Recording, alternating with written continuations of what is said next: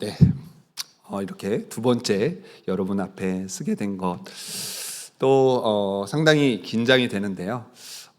지난번 제가 설교하면서 여러분들에게 빨리 끝내겠다고 말씀을 드린 적이 있는데 제가 정신을 차려 보니까 50분이 훌쩍 넘었더라고요. 시간을 못 맞췄구나. 그래가지고 너무 죄송한 마음이 있었습니다. 오늘 말씀은 좀 짧게 끝내보도록 하겠습니다. 제가 여러분들에게 시작하면서 질문 하나 하도록 하겠습니다. 여러분들이 신앙생활 하면서 하나님께 딱 한 가지 물을 수 있다면 여러분들은 어떤 질문을 하고 싶습니까? 어떤 질문을 하나님께 하고 싶습니까? 네, 고민하고 계시죠? 정말 중요하게 한 번 딱 질문하니까 중요하게 딱 생각 깊이 해서 질문해야 되는데 어떤 질문할까? 어떤 분들은 하나님의 나라가 언제 옵니까? 라고 질문할 수도 있을 것 같습니다. 또 어떤 분들은 지금 내가 무엇을 해야겠습니까? 라고 질문하는 분들도 있겠죠. 또 어떤 분들은요, 하나님, 나는 지금 하나님께서 주신 비전이 무엇입니까? 라고 물어본 분들도 계실 겁니다. 또 어떤 분들은 하나님 언제까지입니까? 언제까지 제가 참아야 합니까? 언제까지 제가 인내해야 합니까? 라고 물어보는 분들도 있을 겁니다. 우리는요, 하나님께 다양한 것을 묻고 또 묻습니다. 그 중에 우리가 가장 잘 알고 싶어 하는 것, 우리가 알고 싶어 하는 것, 그게 무엇일까요? 저는 개인적으로 하나님의 때를 알고 싶어 하는 것 같습니다. 제 스스로가. 하나님, 언제까지 제가 이것을 해야겠습니까? 하는 하나님의 때, 그 때를 알고 싶어 합니다. 하나님의 시간표를 알 수만 있다면요, 우리 신앙생활은요, 우리의 삶에서 꽤 편해질 것 같습니다. 우리가 신앙생활을 하는 가운데 가장 중요한 기도 생활, 그 기도를 하면서 우리가 지칠 때가 언제입니까? 여러분들 기도 많이 하고 계시지 않습니까? 기도하면서 여러분들이 지칠 때가 언제입니까? 네. 제가 여러분들께 그렇게 화내는 거 아니지 않습니까? 얼굴 좀 풀어주시고, 네. 여러분들은 언제 기도가 제일 지칩니까? 네. 응답이 없을 때. 맞아요. 응답이 없을 때. 계속 기도하고 있는데 하나님께서는 무반응이신 것 같아요. 그래서 저도 기도할 때 지치곤 합니다. 기도를 하면서 포기하고 싶고 중도 하차하고 싶을 때가 가장 많습니다. 그때가 바로 하나님께서 응답을 더디하실 때인 것 같아요. 이걸 언제까지 기도해야 할까라는 생각이 들 때면 우리가 흔히 말하는 것처럼 기도할 맛이 안 난다라고 표현을 하죠. 우리는 대부분 응답보다 기다림에서 시험이 많이 듭니다. 나에게 고난은 언제든지 올 수 있습니다. 그런데 그 고난 중에서 내가 기도하면 하나님께서 빠르게 응답해 주셔야 할 것 같아요. 아니, 그래야만 해요. 우리가 기도하면 하나님께서 즉시 응답해 주셔야만 해요. 우리의 신앙이 그런 것 같아요. 하지만 응답이 더디 올수록 우리는 불안해합니다. 그리고 우리의 의심이 쌓여갑니다. 하나님이 진짜 계신가? 하나님이 내 기도를 듣고 계신가? 이런 의심이 쌓여갑니다. 성경에서 고난받은 사람이 많이 나오지만요, 대표적인 인물 한 명 꼽으라면 누가 있겠습니까? 네, 욥 맞습니다. 저도 욥이라고 생각했습니다. 욥을 빼놓을 수 없을 것 같습니다. 여러분, 욥기에서 욥을 하나님께서 어떻게 평가하셨습니까? 네, 욥기 1장 1절 말씀에 이렇게 평가하셨죠. 우스 땅에 욥이라는 불리는 사람이 있었는데 그 사람은 온전하고 정직하여 하나님을 경외하며 악에서 떠난 자더라. 하나님은 욥을 온전하고 정직하며 하나님을 경외하는 사람이라고 평가하셨습니다. 그래서 어떻게 살았습니까? 악에서 떠난 삶을 살았습니다. 그런데 그렇게 산 사람에게도 고난이 오기 시작합니다. 재산을 잃게 되고 심지어 아들, 딸마저 죽게 되는 그 상황에 놓이게 되죠. 욥은 자신이 왜 고난을 겪는지, 왜 내가 이런 고통에 살아야 하는지 알았나요? 알았습니까? 아니요, 몰랐습니다. 하나님께 묻지만 하나님은요, 묵묵부답이셨습니다. 고통에 대한 친구들의 대답은 엉뚱한 대답이었죠. 그렇게 욥은 오랫동안 기다렸고 인내하다가 결국 마침내 몇 장, 38장에서야 하나님을 만나게 됩니다. 하나님이 등장하시고 응답하실 그때를 안다면 어떨 것 같습니까? 내가 기도했더니 한 1950일 정도 후에 하나님께서 응답하시다라고 안다고 생각해 보십시오. 여러분들 기도가 쉬울 것 같습니까? 어려울 것 같습니까? 여러분들 기도하시겠습니까? 안 하시겠습니까? 네, 안 하실 거예요? 그때를 안다면 기도해야죠. 그때를 안다면 기도할 힘이 납니다. 그런데 때를 안다는 것으로 오래 참는 것, 인내하는 것은 결코 지치거나 힘들거나 불유하지 않을 것입니다. 마치 이런 것 같아요. 직장인들에게 있어서 힐링이 되는 시간이 언제입니까? 퇴근 시간. 네, 6시 땡 하는 퇴근 시간.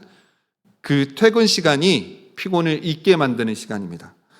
군인에게 있어서 전역하는 날짜는 군 생활의 어려움과 힘든 생활을 이겨낼 힘이 되는 것이고, 하나님의 때를 안다는 것은 어쩌면 우리의 힘이 되기도 합니다.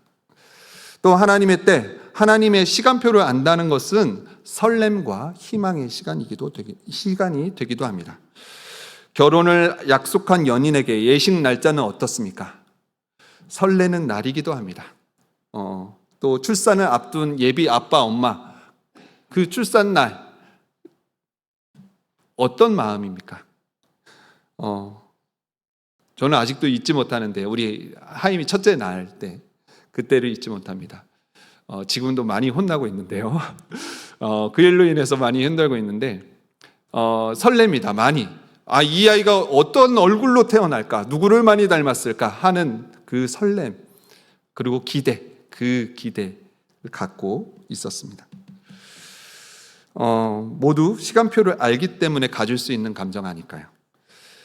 예수님의 제자들도요, 하나님의 때를 물었습니다. 사도행전 1장 6절 7절 말씀에 제자들이 이렇게 물어요. 그들이 모였을 때 예수께 여쭈어 이르되 주께서 이스라엘 나라를 회복하심이 이때니까 하니 이르시되 때와 시기는 아버지께서 자기의 권한에 두셨으니 너희가 알 바 아니요.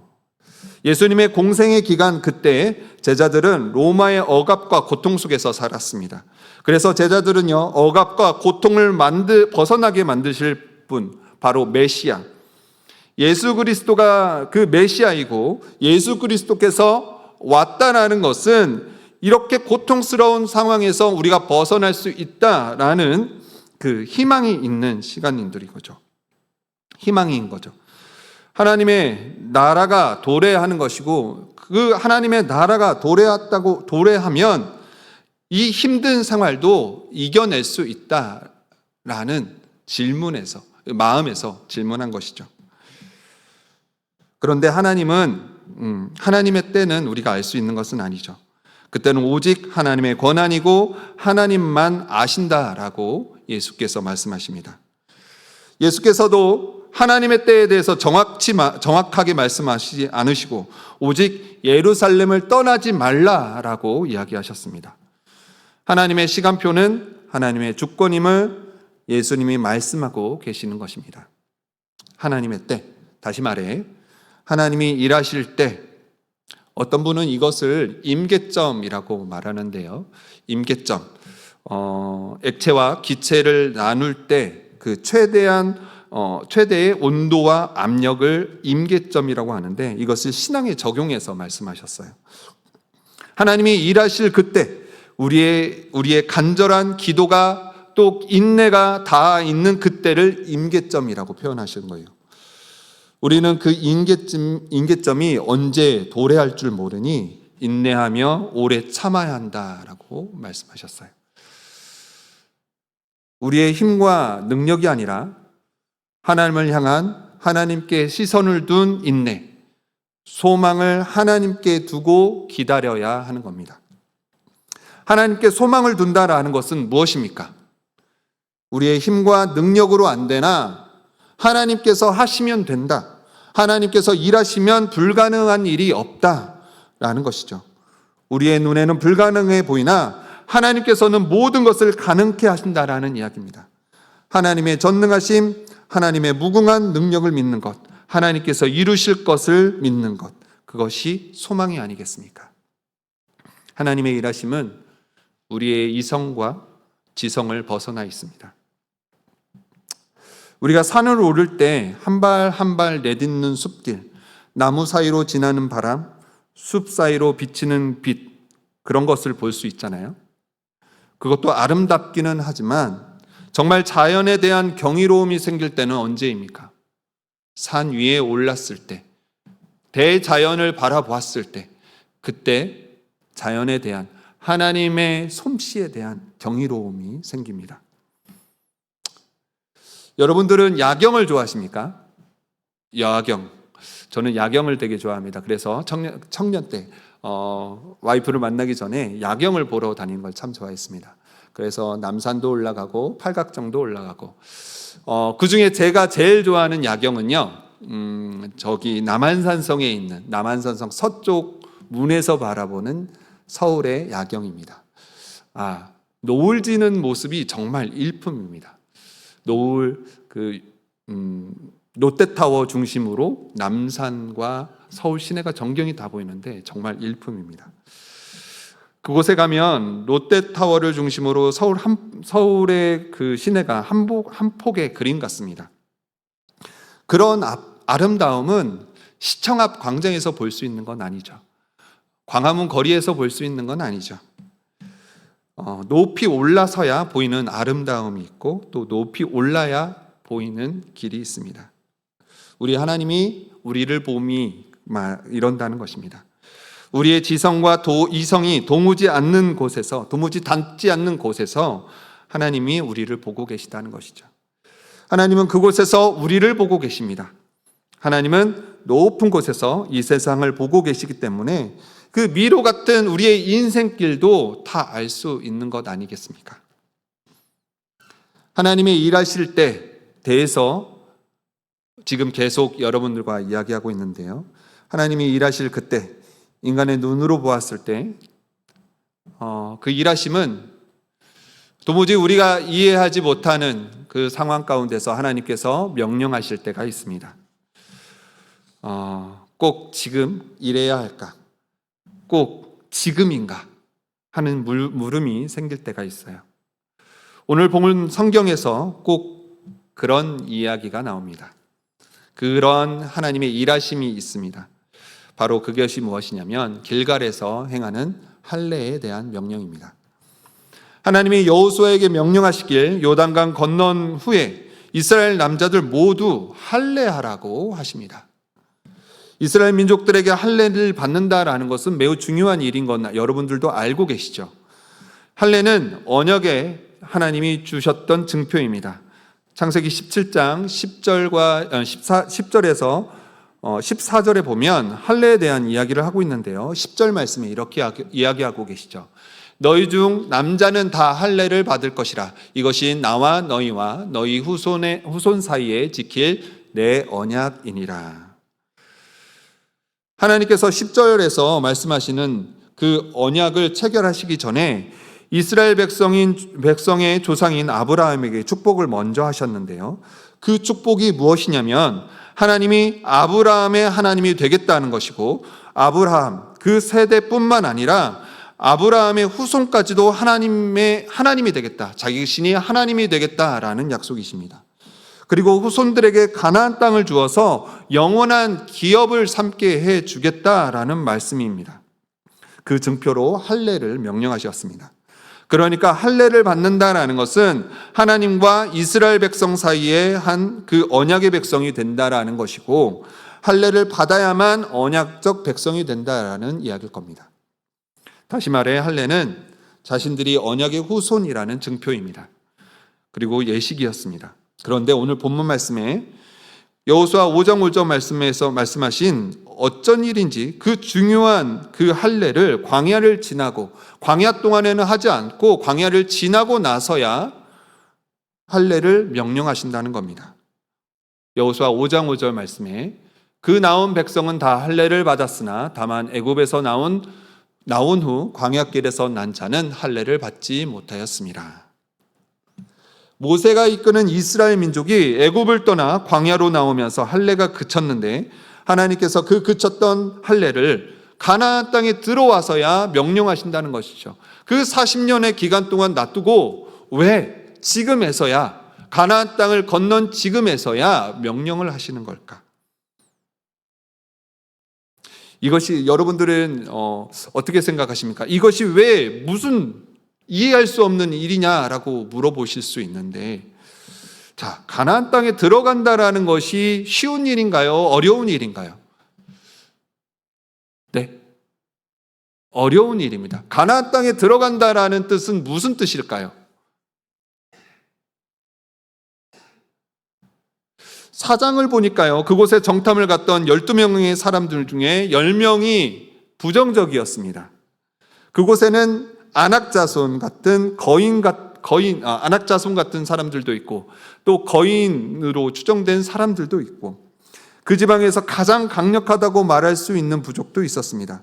그런 가나안 땅에 들어가는 그 초입에 할례를 명령하신 겁니다. 가나안 땅에 들어가는 이유가 무엇입니까? 영토를 갖기 위해서, 좋게 말해서 영토를 갖고 찾는다는 말이지, 이거는 전쟁 속으로 뛰어든다라는 말입니다. 그래서 여호수아는요, 전쟁에 관한 이야기입니다.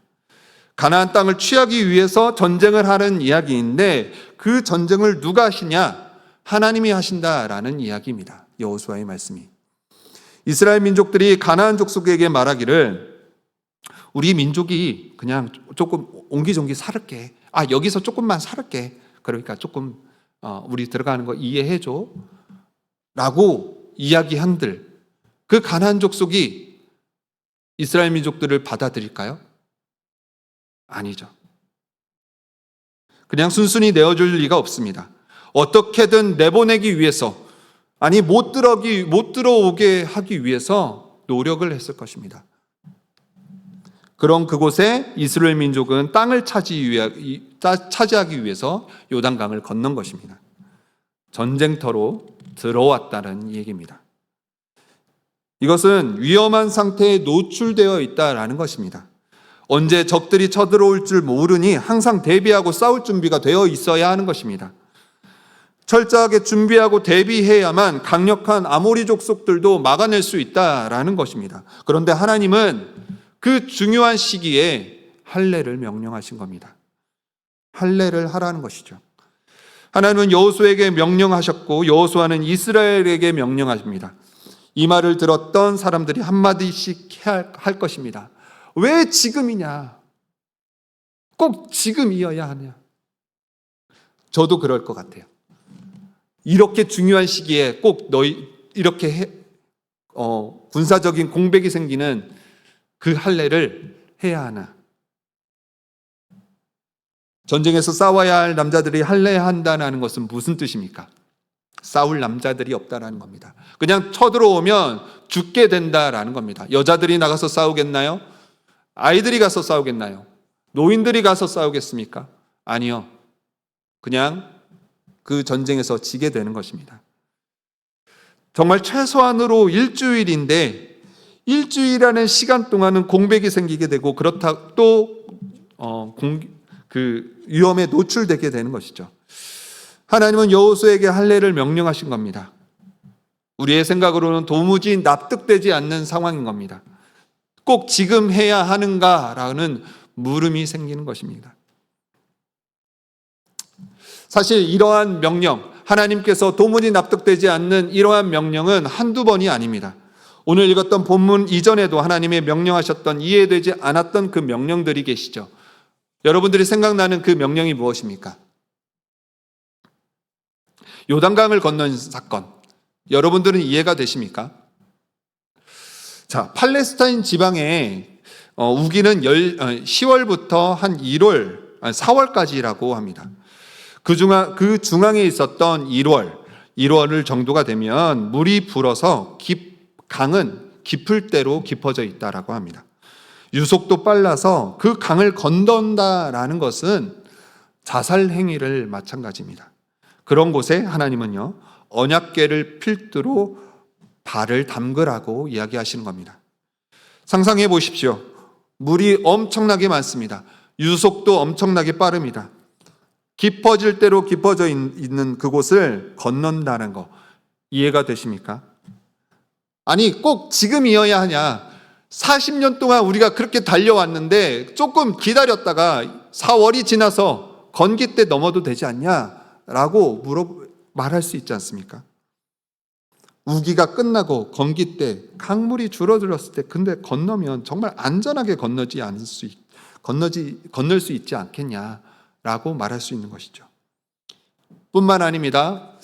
목사님께서 저번 주에 말씀하셨던 그 여리고성을 함락할 그때 6장 1절에 보니까요, 이스라엘 자손들도 말미암아 여리고는 굳게 닫혔고 출입하는 자가 없더라라는 말씀이 있는데요, 이 말은 견고하게 닫힌 여리고성을 말하는 거죠. 지난주에 담임 목사님께서도 잘 설명하셨지만 여리고성 그냥 쉬운 성이었습니까? 아니요. 여리고성 어려운 성이었습니다. 이중으로 성벽이 둘러쳐져서 함락하기 어려운 그러한 성이었습니다. 그러한 철옹성 같은 그 여리고성에 하나님께서 명령하심이 무엇입니까? 그냥 돌라는 것입니다. 그냥 돌라. 아무것도 하지 말고 그냥 돌라. 공성전을 준비하는 것도 아니고 거대한 화찬을 만드는 것도 아니고 그냥 돌라라는 말씀입니다. 이해할 수 없는 하나님의 명령하심. 그 위험한 상황에서 오늘 할례를 명령하신 겁니다. 그 이유를 6절 말씀에서 이렇게 얘기하고 있습니다.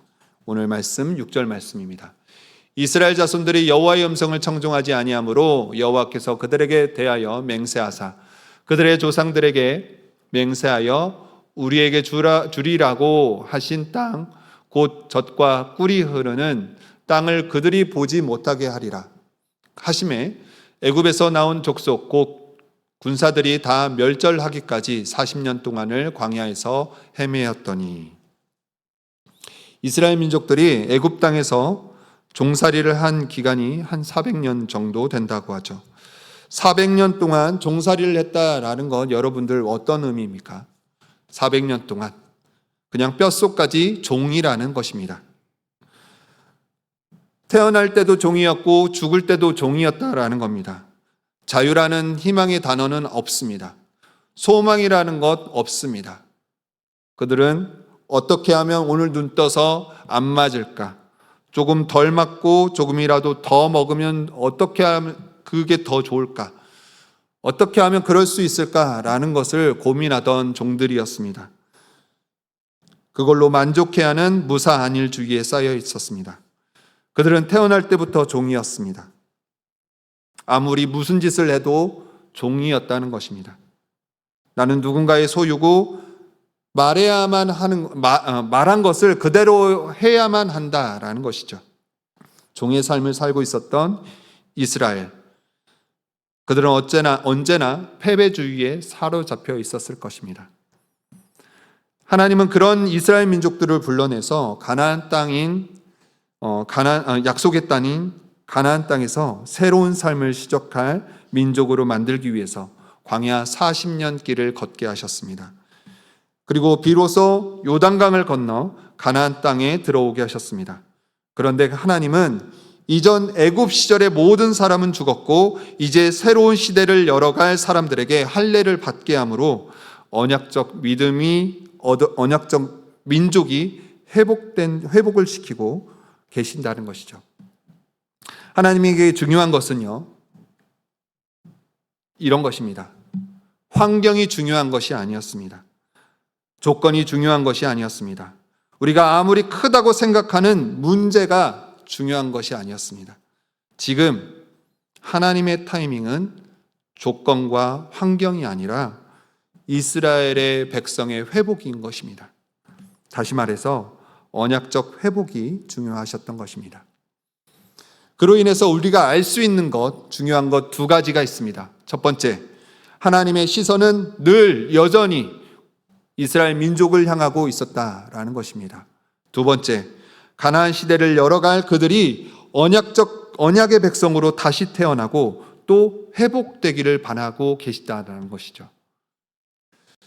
할례를 한다고 그렇다고 전쟁의 위험성이 사라지는 것은 아니었습니다. 아직 아모리 족속들이 살아있고 그들의 군병들은 강합니다. 적들은 아직 건재하고 아직도 백성들을 위협하고 있습니다. 그런데 정말 놀라운 일이 있습니다.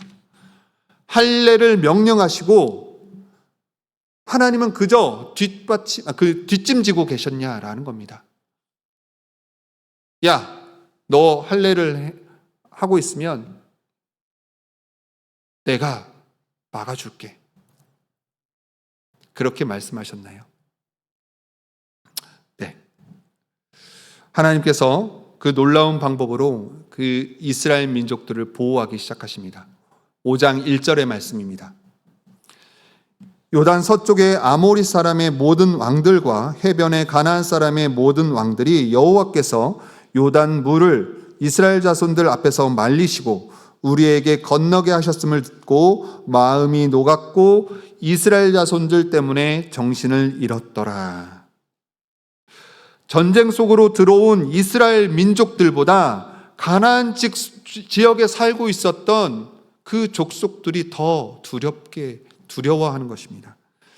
하나님께서 하신다는 것을 누가 보더라도 알 수 있도록 하신다는 겁니다. 아모리 족속을 비롯한 가나안 사람들 모두가 두려워하도록 내가 하나님이고 하나님이 우리 이스라엘 사람들과 함께 있다라는 것을 알도록 하신 것입니다. 사실 이거는요, 하나님의 약속의 말씀입니다. 여호수아 1장 5절 말씀에 이렇게 말씀하셨습니다. 내 평생에 너를 능히 대적할 자가 없으리니 내가 모세와 함께 있었던 것 같이 너와 함께 있을 것임이니라. 내가 너를 떠나지 아니하며 버리지 아니하리니. 1장 5절의 말씀입니다. 또 말씀하시죠. 여호수아 3장 7절의 말씀입니다. 여호와께서 여호수아에게 이르시되 내가 오늘부터 시작하여 너를 온 이스라엘 목전에서 크게 하여 내가 모세와 함께 있었던 것 같이 너와 함께 있는 것을 그들이 알게 하리라. 그들이 알게 하리라. 하나님은 신실하게 그 약속을 지키고 계시는 것입니다. 누가 보더라도 하나님이 함께하고 계심을 알게 한다는 그 약속을 지키기 위해서 우리가 도무지 이해할 수 없는 그 명령을 하시고 계시는 겁니다. 그러면 지성과 이성으로 파악할 수 없는 일들을 하나님께서 우리에게 명령하실 때 우리에게 필요한 것은 무엇입니까? 우리가 해야 하는 것은 무엇입니까? 다들 알고 계시는 겁니다. 너무 쉬운 이야기입니다. 너무 잘 알아서 두말하면 입이 아플 정도입니다. 그 신실하신 하나님을 믿는다라는 것이죠. 우리 하나님은 미쁘고 의로우십니다. 아브라함과 하셨던 약속, 모세와 했던 약속, 여호수아와 했던 그 약속을 꼭 지키시고 또 실행하시는 우리 하나님이십니다. 성경의 말씀은 기록되어 있는 언약의 말씀으로 모든 믿는 자들에게 열려있는 약속의 말씀입니다. 성경에서 말합니다. 요한복음 15장 7절 말씀에 이렇게 말씀하시죠. 너희가 내 안에 거하고 내 말이 너희 안에 거하면 무엇이든지 원하는 대로 구하라. 그리하면 이루리라. 우리 미쁘신 하나님, 그 하나님이 우리 하나님이십니다. 독수리가 새끼를 날개 밑으로 모으듯이 우리를 자신의 품으로 부르시는 분이 바로 우리 하나님이십니다. 우리는 간혹 불평을 합니다. 하나님, 왜 지금 하필 지금입니까? 왜 하필 지금 순종하라고 하시는 겁니까? 왜 하필 지금 나를 아프게 하시는 겁니까? 왜 지금 하필 겸손하라고 하시는 겁니까? 하나님의 타이밍에 불평을 하죠. 우리는 그때가 지금이 아니라고 말합니다. 하나님, 지금이 아니에요. 지금 아프시게 하면 안 돼요. 지금 순종하라고 하시면 안 돼요. 나 많이 고생했습니다. 나 많이 노력했습니다. 나 많이 기다렸습니다. 하지만 기도할수록 명확해지는 타이밍. 하나님의 타이밍은 우리의 생각과 다를 때가 너무나도 많습니다. 하지만 하나님의 타이밍, 그때 우리가 해야 할 것은 무엇입니까? 바로 순종해야 합니다. 하나님의 타이밍은 우리가 순종해야 할 타이밍인 것입니다.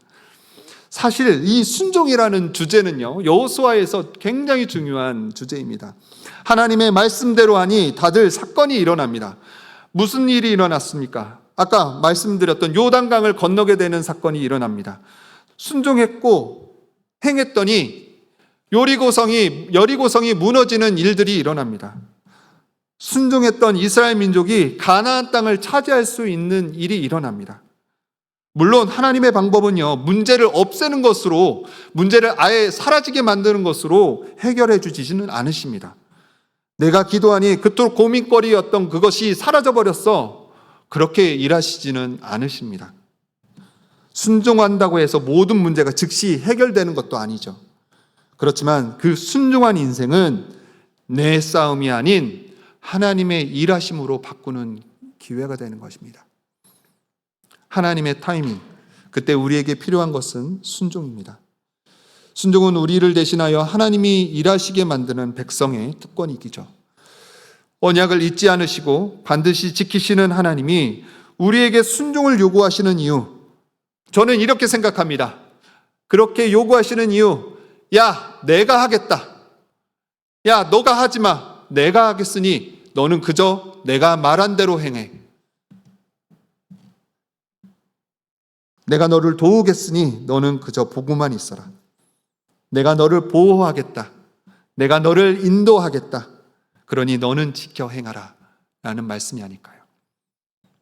이것을 우리의 삶 가운데 한번 적용을 해볼 수 있을 것 같습니다. 가장 중요합니다. 적용. 지금 관계가 너무 힘듭니다. 그래서 이 관계를 끊고 싶습니다. 관계를 이어가기도 싫습니다. 하나님, 라고 기도한다면 하나님은 어떻게 말씀하실까요? 혹시 이렇게 말씀하고 계시는 않을까요? 지금 관계를 끊을 때가 아니다. 그 사람을 위해서 기도할 때다. 그 사람을 위해서 중보할 때다. 그리고 참을 때다. 라고 말씀하시지 않을까요? 또 어떤 분은 이렇게 기도하시기도 하겠죠. 하나님, 지금 저의 상황 아시죠? 기도도 안 되고 예배도 안 들어옵니다. 눈에 안 들어와요. 그러나 하나님은 이렇게 말씀하시지 않을까요? 지금이 바로 믿음을 사용할 때다. 믿음으로 나를 선택해라. 믿음으로 예배를 선택해라. 믿음으로 기도해라. 믿음으로 소망을 하나님께 두라. 우리는 하나님의 때를 모릅니다. 그러나 하나는 확실합니다. 하나님의 타이밍은 한 번도 틀린 적이 없다라는 것입니다. 오늘도 우리는 말합니다. 하나님, 지금이 아닌 것 같습니다. 그러나 어쩌면 하나님은 이렇게 말씀하시지 않을까요? 지금이다. 지금 너가 나를 믿어야 할 때고 지금 내 말을 지켜야 할 때다. 하나님의 타이밍, 하나님이 부르시는 그때에, 하나님이 명령하신 그때에 우리가 순종으로 반응한다면 나중에 우리의 고백이 이렇게 고백하지 않을까요? 맞았어. 그때가, 그 하나님의 때가 결정적인 때였어. 그때가 나의 믿음을 사용할 때입니다. 그렇게 믿음으로 반응하며 순종하면서 하나님의 말씀대로 살아가시는 저와 여러분들이 되기를 소원합니다. 자, 우리 이 말씀을 생각하면서 우리 찬양 한 곡 하겠습니다. 주님 말씀하시면, 하나님, 주님께서 말씀하시면 내가 행하겠습니다.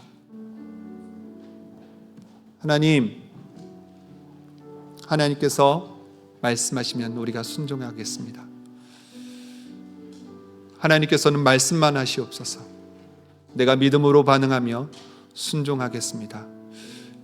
이렇게 마음을 가지면서 우리 이 찬양 한번 해보겠습니다.